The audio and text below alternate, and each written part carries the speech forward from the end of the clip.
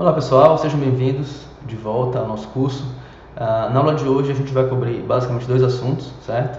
Que é a lei de Zipf e técnicas de processamento de texto, certo? Eu vou estar dividindo essa aula em 3 vídeos e nesse vídeo aqui em específico a gente vai estar cobrindo a lei de Zipf, que trata-se de um fenômeno interessantíssimo, porque é basicamente um fenômeno estatístico que é observado em praticamente qualquer grande conjunto de documentos textuais, sejam esses documentos em qualquer idioma. Então isso traz uma certa previsibilidade, né, para algumas características estatísticas de documentos textuais. Então vamos lá. Bom, a gente sabe que qualquer grande coleção de texto tem uma grande variedade de palavras, né, que são usadas. E uma coisa que a gente pode querer se perguntar é se há alguma distribuição de frequência de ocorrência dessas palavras que é comum, né, a vários documentos textuais. E a resposta é sim. E essa distribuição ela assume a forma dessa lei de Zipf que a gente vai apresentar daqui a pouco. E aí, como eu falei antes, isso traz uma certa previsibilidade. A gente consegue saber o que esperar em termos de frequências de ocorrências de palavras, né? Então isso é uma informação que pode ser usada, né? que modelos de aprendizagem de máquina, por exemplo, podem tirar vantagem para melhorar os seus desempenhos. E a lei, essa lei de Zipf, a ideia é simples, né? Então o que a gente observa é isso aqui, é que a palavra, né, mais frequente ela tem a frequência F, enquanto que a segunda palavra mais frequente ela tem frequência F sobre 2, a terceira palavra mais frequente tem frequência F sobre 3 e assim por diante. Então, de forma geral, a frequência de uma palavra ela é inversamente proporcional ao rank dessa palavra, onde o rank aqui ela indica um ranking de frequência, né? Então as palavras nesse caso aqui, a gente imagina uma tabela onde as palavras são ranqueadas em ordem decrescente de frequência. Então a palavra mais frequente tem rank 1, a segunda palavra mais frequente tem rank 2, a terceira palavra mais frequente rank 3 e assim por diante. Uma outra forma de expressar essa relação aqui é da seguinte forma: frequência vezes o rank, né, é aproximadamente igual a uma constante K. Tá?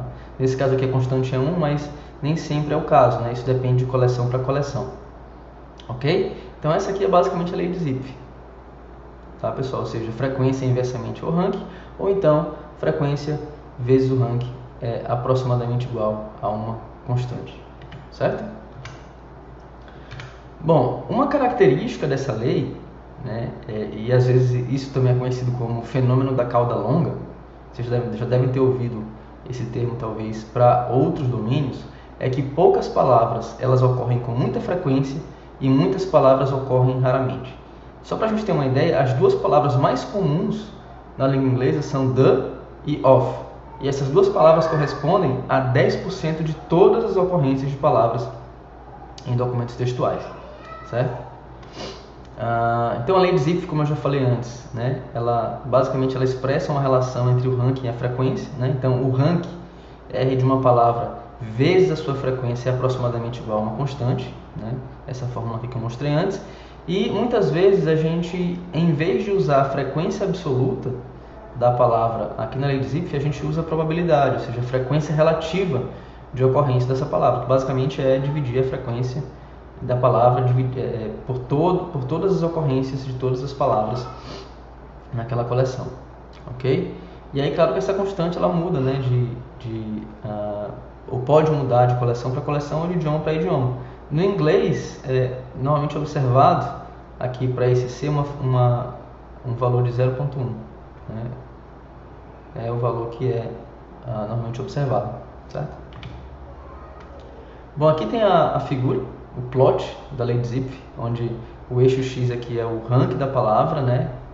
Ou seja, como eu falei antes, as palavras são ranqueadas em ordem decrescente de frequência, e aqui é a probabilidade ou a frequência relativa, tá? De ocorrência dessas palavras. Então você veja que aqui uma pequena quantidade de palavras ocorre muito, né? Tem uma grande probabilidade de ocorrer, enquanto a grande maioria está na cauda longa desse plot aqui. Esse fenômeno de cauda longa, pessoal, ele é um fenômeno que a gente observa não só em texto, mas em muitos outros cenários, né, ou fenômenos do mundo real. Quer ver um exemplo? Comportamento de consumo. Então vamos para a música, né? Então tem um pequeno número de artistas que muita gente ouve, onde a grande maioria dos artistas fica na cauda longa, né? Poucas pessoas ouvem, né? E aí a gente pode levar isso para filme, para livro. Então, comportamento de consumo é um fenômeno onde a gente também observa muito a cauda longa e tem muitos outros, né? Mas o que é interessante aqui, e ainda não há uma resposta conclusiva, é que esse fenômeno aqui, ele ocorre, né, na grande maioria de coleções de documentos textuais, seja qual for o idioma. Bom, aqui tem um exemplo de uma coleção de notícias, a AP89, né, Association Press, é uma base de coleção de notícias que foi muito usada em tarefas de recuperação de informação. Aqui tem algumas estatísticas, número de documentos, total ocorrência de palavras, tamanho do vocabulário. No caso, tamanho do vocabulário significa o número de palavras únicas nessa coleção, quantidade de palavras ocorrendo mais de 1000 vezes, palavras ocorrendo somente uma vez e por aí vai. E aqui tem algumas palavras, né, e aplicadas à fórmula da lei de Zipf. Então, por exemplo, essa palavra assistant, ela tem uma frequência de 5.095, ela ocorre, né, 5.095 vezes nessa coleção. Ela está no ranking 1021, certo? E ela tem, e para você achar, por exemplo, a probabilidade dessa palavra, o que você faz aqui, basicamente, é dividir 5.025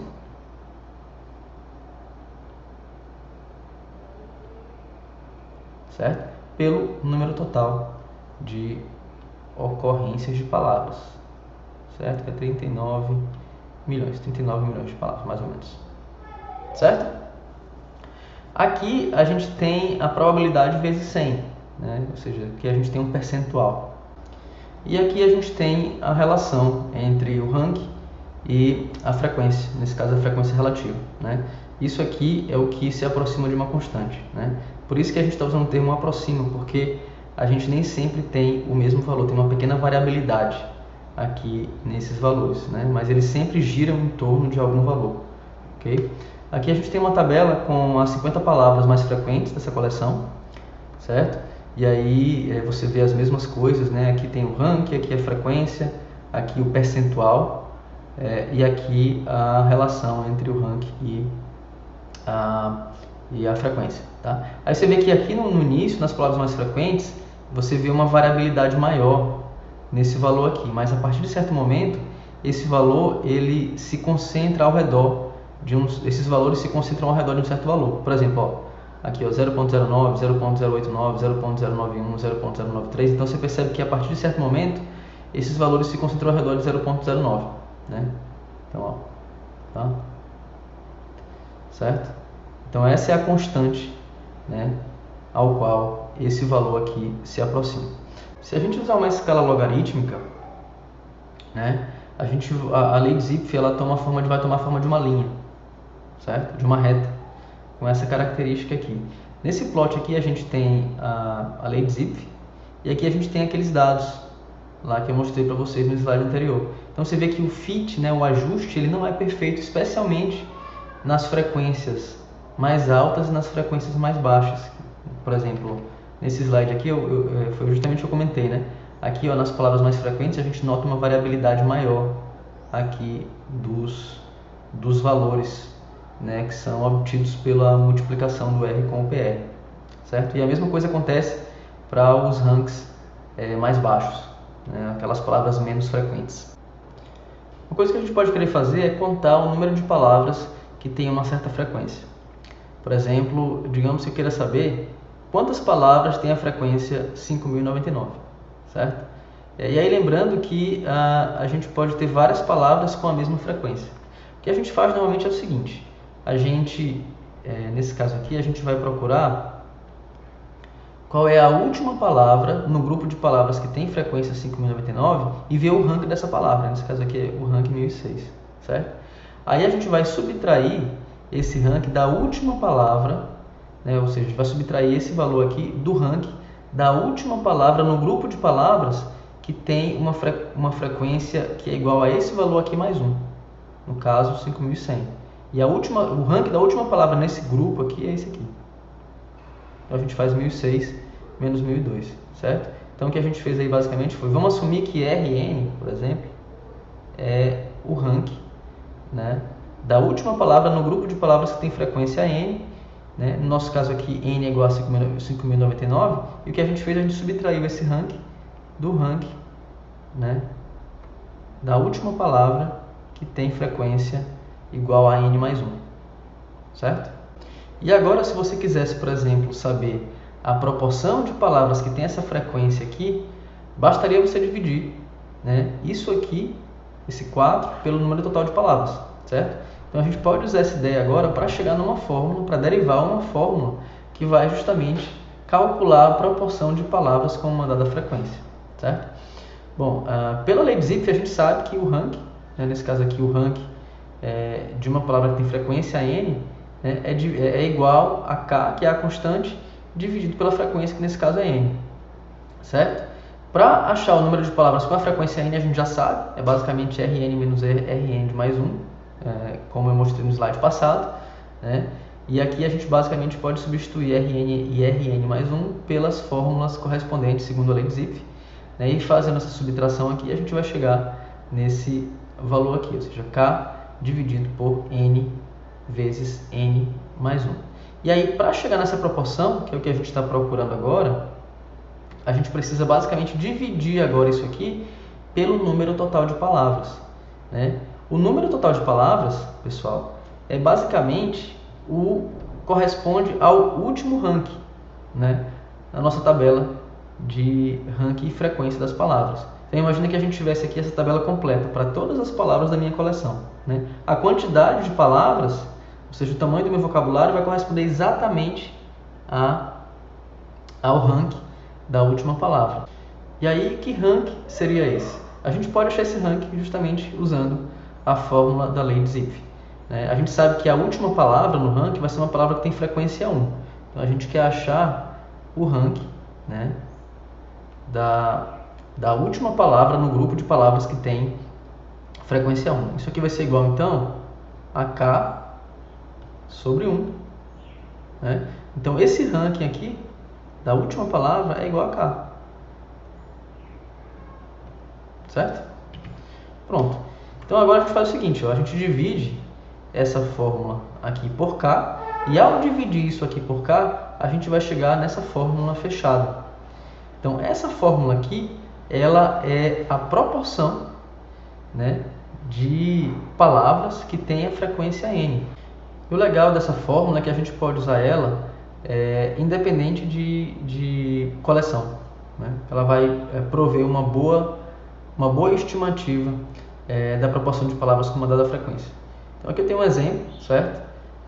Aqui eu tenho as previsões da proporção de palavras com algumas frequências. Aqui no caso, frequência 1, 2, 3, ou seja, palavras que ocorrem pouco no texto. E uma coisa bem impressionante aqui, ó, se você pegar a palavra, a proporção de palavras que ocorrem com frequência 1, aquelas palavras bem raras, isso já corresponde a 50% das ocorrências totais de palavras na sua coleção. Então, a grande maioria das palavras, elas têm a ocorrência 1. São aquelas palavras que estão na cauda longa, certo?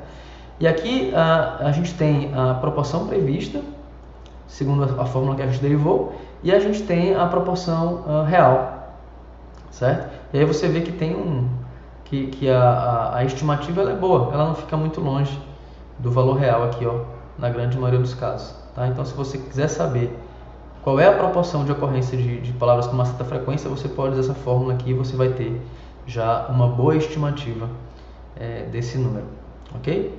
Então, pessoal, era isso basicamente sobre a lei de Zipf, e nos próximos vídeos a gente vai falar um pouquinho sobre técnicas de processamento de texto.